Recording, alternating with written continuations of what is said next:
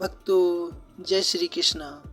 भक्तजनों, आज हम बात करने जा रहे हैं रमा एकादशी व्रत कथा, जिसके सुनने मात्र से समस्त मानव जाति का कल्याण हो जाता है। ऐसी परम कथा को सुनने के लिए आपके कान आतुर होते होंगे, क्योंकि ये कथा सुनने मात्र से भक्तों का उद्धार होता है।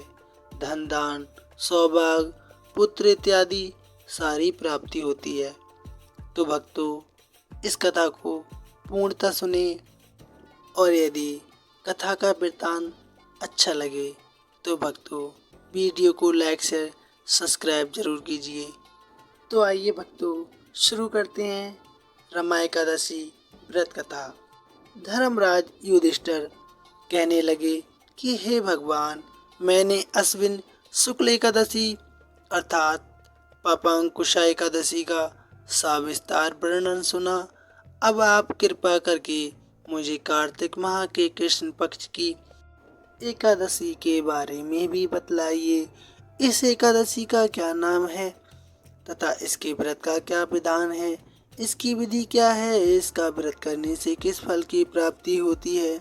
कृपा करके सविस्तार विधि विधान पूर्वक आप हमसे कथा कहिए।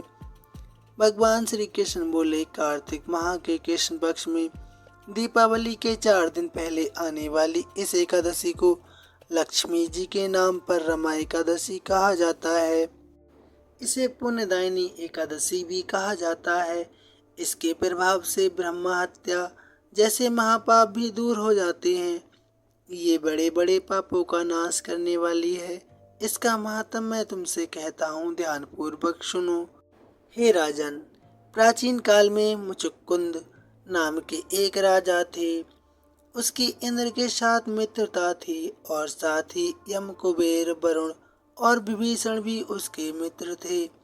यह राजा बड़ा धर्मात्मा, विष्णु भक्त और न्याय के साथ राज करता था। उस राजा की एक कन्या थी जिसका नाम चंद्रभागा। उस कन्या का विवाह चंद्रसेन के साथ पुत्र शोभन के साथ हुआ था। एक समय वह शोभन ससुराल आया। उन्हीं दिनों जल्द ही रमा एकादशी भी आने वाली थी। जब व्रत का दिन समीप आ गया तो चंद्रभागा के मन में अत्यंत सोच उत्पन्न हुआ कि मेरे पति अत्यंत दुर्बल हैं और मेरे पिता की आज्ञा अति कठोर है। दसवीं को राजा ने ढोल बजवाकर सारे राज्य में घोषणा करवा दी कि एकादशी को भोजन नहीं करना चाहिए।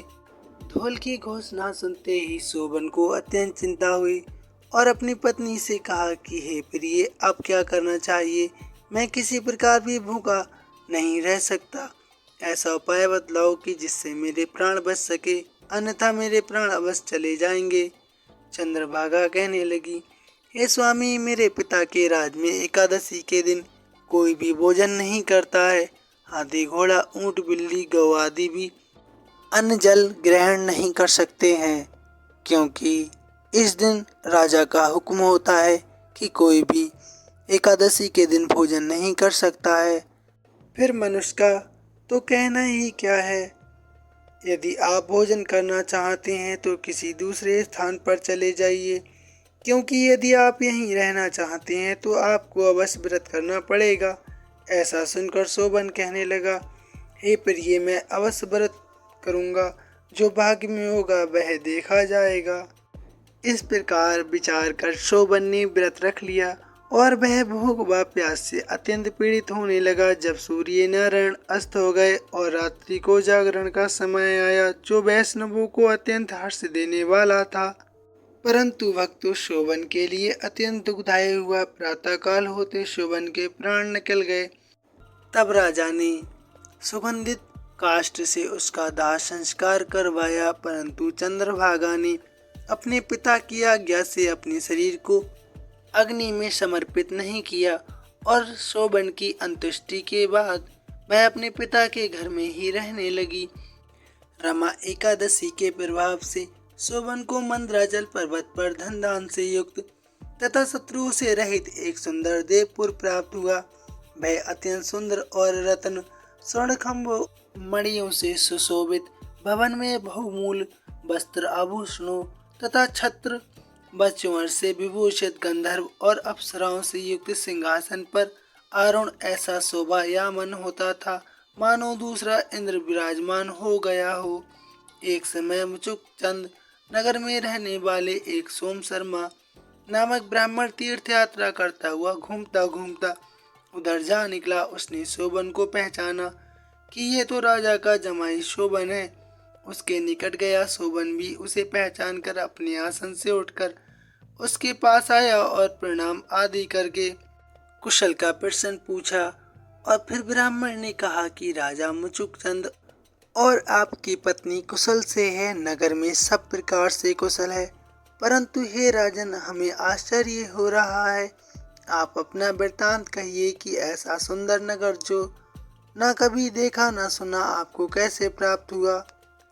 तब शोभन ने बोला कि हे ब्राह्मण, कार्तिक कृष्ण की रमा एकादशी का व्रत करने से मुझे ये नगर प्राप्त हुआ, परंतु ये अस्थिर है। कुछ ऐसा उपाय आप मुझे बताइए जिससे ये स्थिर हो जाए। ब्राह्मण कहने लगा, हे राजन, ये स्थिर क्यों नहीं है और कैसे स्थिर हो सकता है, आप बताइए। फिर मैं अवश्य में वह उपाय करूँगा। मेरी इस बात का आप मिथ्या ना समझिए। शोभन ने ये कहा, मैंने इस व्रत को श्रद्धा रहित होकर किया है, अतः ये सब कुछ अस्थिर है। यदि आप मुचुकुंद की कन्या चंद्रभागा को ये सब वृत्तांत कहें तो ये स्थिर हो सकता है। ऐसा सुनकर उस श्रेष्ठ ब्राह्मण ने अपने नगर लौटकर चंद्रभागा को ये सब वृत्तांत सुनाया। ब्राह्मण के वचन सुनकर चंद्रभागा बड़ी प्रसन्न हो उठी और ब्राह्मण से कहने लगी कि हे ब्राह्मण देवता, ये सब बातें आपने प्रत्यक्ष देखी हैं या आप स्वप्न की बातें कर रहे हैं। ब्राह्मण कहने लगा कि हे पुत्री, मैंने महावन में तुम्हारे पति को प्रत्यक्ष देखा है, साथ ही किसी से विजय न हो ऐसा देवताओं के नगर के समान उनका नगर भी देखा है। उन्होंने ये भी कहा कि ये स्थिर नहीं है। किस प्रकार वह स्थिर रह सके, ऐसा उपाय करना चाहिए। चंद्रभागा फिर कहने लगी, हे विप्र, तुम मुझे वहाँ ले चलो। मुझे पतिदेव के दर्शन की तीव्र लालसा है। मैं अपने किए हुए पुण्य से उस नगर को स्थिर बना दूंगी। आप ऐसा कार्य कीजिए जिससे उनका हमारा संयोग हो, क्योंकि वियोगी को मिला देना महान पुण्य है। सोम शर्मा ये बात सुनकर चंद्रभागा को लेकर मंदराचल पर्वत के समीप वामदेव ऋषि के आश्रम पर गया। वामदेव जी ने सारी बात सुनकर वेद मंत्रों के उच्चारण से चंद्रभागा का अभिषेक कर दिया।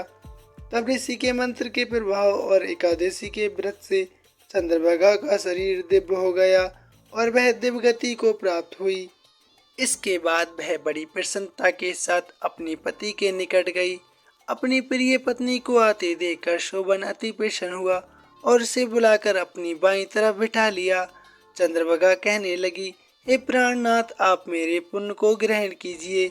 अपने पिता के घर जब मैं 8 वर्ष की थी, तब से विधि पूर्वक एकादशी के व्रत को श्रद्धा पूर्वक करती आ रही हूँ। इस पुण्य के प्रताप से आपका ये नगर स्थिर हो जाएगा। तब ये नगर समस्त कर्मों से युक्त होकर प्रलय के अंत तक रहेगा। इस प्रकार चंद्रभागा ने दिव्याभूषणों और वस्त्रों से सुसज्जित होकर अपने पति के साथ आनंद पूर्वक रहने लगी। हे राजन, मैंने रमा एकादशी का महात्म कहा है। जो मनुष्य इस व्रत को करते हैं उनके ब्रह्मा हत्या आदि से पाप नष्ट हो जाते हैं। कृष्ण पक्ष और शुक्ल पक्ष दोनों की ही एकादशियाँ समान हैं। इनमें कोई भेदभाव नहीं है, दोनों समान फल देती हैं। जो मनुष्य इस महात्म को सुनते हैं वे समस्त पापों से छूटकर विष्णु लोक को प्राप्त होते हैं।